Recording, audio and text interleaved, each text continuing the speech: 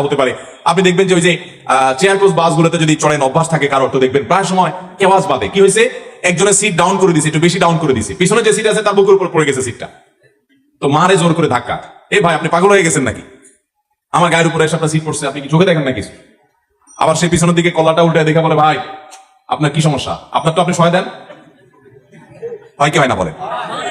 ভাইরা আমার, আমাদের সমাজে আপনি যদি তাকান কোন জায়গায় যাবেন আপনি, আমাদের ভিতরে মনুষ্যত্ব, মানবতা, মানবিক গুণাবলী, মুসলমানের আখলাক আল্লাহর কসম ভাই হারিয়ে যাচ্ছে নাই। অথচ যিনি সিটটা ডাউন করছেন তার উচিত ছিল যে পেছনের লোকদের ডিস্টার্ব হচ্ছে কিনা আস্তে আস্তে ডাউন করা এবং জিজ্ঞেস করা ভাই, কারণ ওই লোকটা তো প্রতিবেশী, পাশের সিট আলা প্রতিবেশী না, কয়েক ঘন্টার জন্য তো প্রতিবেশী।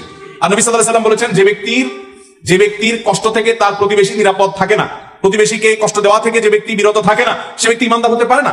তার উচিত ছিল সিটটা ডাউন করার সময় বলা ভাই বেশি হয়ে গেলে, বেশি নিচে হয়ে গেলে বলেন প্লিজ, আপনার কষ্ট হচ্ছে কিনা ভাই, ডিস্টার্ব হচ্ছে কিনা। এটা একটা ভালো মানুষের কথা, ভালো মুসলমানের কথা।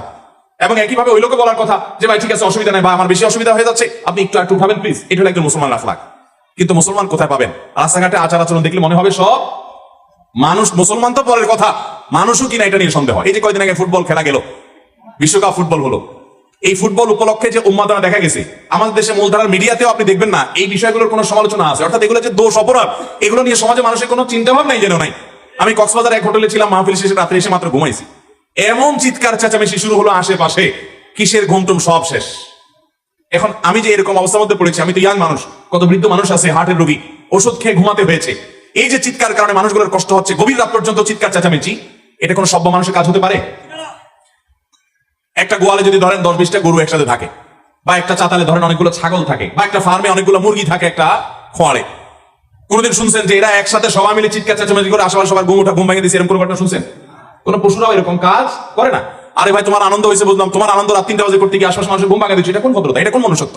কিন্তু আমাদের সমাজে এগুলো হয় কি হয় না বলে? অহরহ হয়, অহরহ হয়।